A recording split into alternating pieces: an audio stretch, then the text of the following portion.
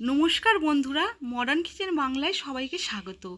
আজ আমি পমফ্রেট মাছের তেল ঝাল সর্ষে পোস্ত বাটা দিয়ে তেল ঝাল রেসিপি করে দেখাচ্ছি।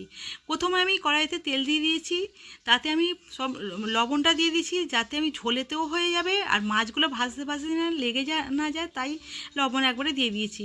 তারপরে মাছগুলো দিয়ে দিলাম, মাছগুলো দেখে একটু লেগে যায়নি, তারপরে ভালোভাবে মাছগুলো ভেজে তুলে রাখলাম। তারপরে তেলেতে কালো জিরে ফোড়ন দিয়ে আমি টমেটো কুচি দিয়েছি। তারপরে ভাজতে ভাজতে সর্ষে বাটা দিয়েছি, পোস্ত বাটা দিয়েছি। তারপরে পোস্ত বাটার জলটা আমি দিয়ে দিলাম, দিয়ে একটু নাড়লাম, ফুটবে। তারপরে আমি একটু জল দিয়ে দিলাম, যেহেতু ঝোল ঝোল হবে আবার জল দিয়ে দিলাম।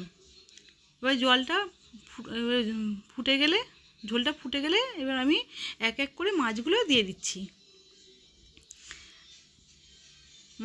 সব মাছগুলো দিয়ে দিলাম।